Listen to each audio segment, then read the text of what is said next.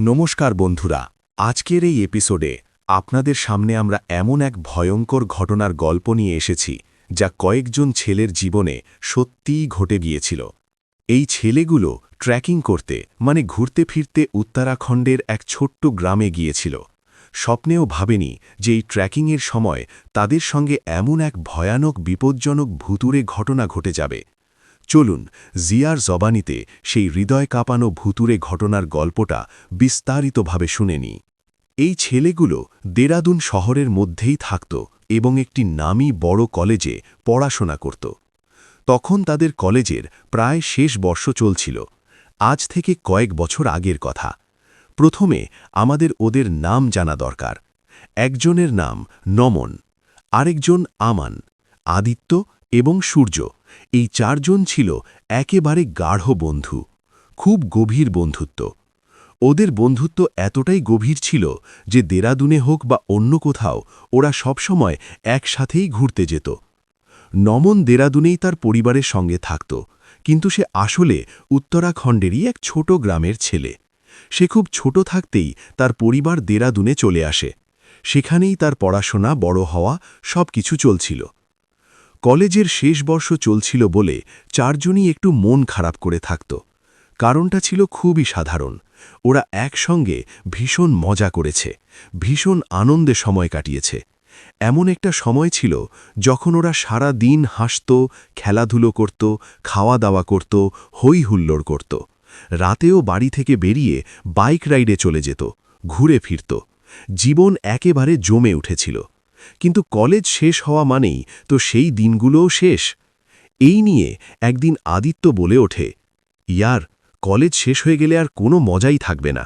আমরা সবাই আলাদা হয়ে যাব। কেউ এক জায়গায়, কেউ আরেক জায়গায় চাকরি করতে চলে যাবে।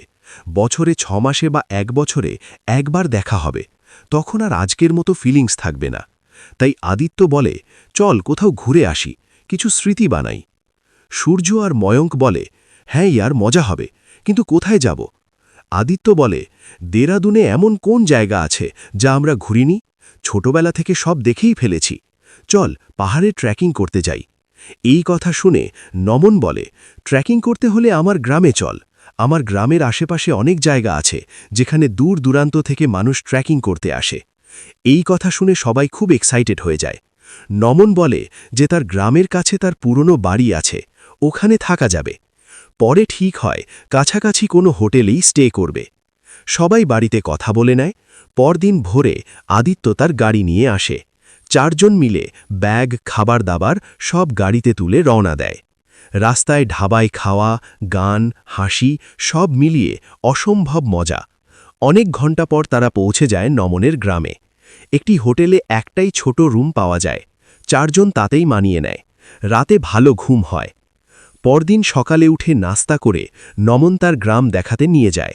গ্রামের লোকজনের সঙ্গে দেখা, গল্প সব মিলিয়ে সময় কেটে যায়। সন্ধে নামতেই নমন বলে, একটা হিডেন প্লেস আছে, কিন্তু খুব রিস্কি। ঠিকঠাক থাকলে তবেই নিয়ে যাব। নমন জানায় জায়গাটা খুব ভুতুড়ে, লোকজন দিনেও যেতে ভয় পায়। আদিত্য মজা করে বলে, ভূত ভাত এসব কিছু না। হঠাৎ প্রচণ্ড ঠান্ডা বাতাস বইতে শুরু করে। শরীর জমে যায়। ওরা একটি পুরনো ওয়াচম্যান ঘরের মতো ঘরে ঢুকে আগুন জ্বালাতে চেষ্টা করে, কিন্তু আগুন জ্বলে না।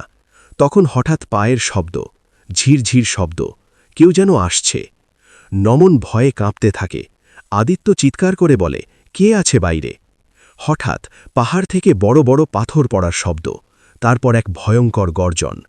ওরা বাইরে বেরোতেই দেখে এক ভয়ঙ্কর ক্রিচার, না মানুষ না পশু। লম্বা চুল, লাল চোখ, মুখ থেকে লালা ঝরছে, উচ্চতা মাত্র ৩-৪ ফুট, ভয়াবহ গর্জন করছে। সবাই দৌড়াতে শুরু করে।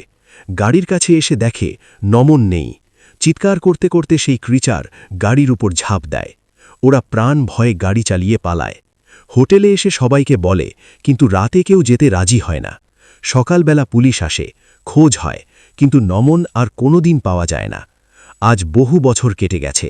সবাই আলাদা শহরে থাকে। কেউ আর কারো সঙ্গে যোগাযোগ রাখে না, কারণ একসঙ্গে হলেই সেই ভয়ঙ্কর স্মৃতি ফিরে আসে। এই পুরো ঘটনার কথা লিখে পাঠিয়েছে সূর্যের বোনের মেয়ে নীলম। এই নোটের সাথেই আজকের গল্প শেষ করছি। ভিডিও ভালো লাগলে লাইক করুন, চ্যানেল সাবস্ক্রাইব করুন, বেল আইকনে অল সিলেক্ট করুন। ইনস্টাগ্রাম আর ওয়েবসাইটের লিংক ডেসক্রিপশনে দেওয়া আছে। কাল আবার দেখা হবে। ততক্ষণ পর্যন্ত ধন্যবাদ। আপনার দিন শুভ হোক।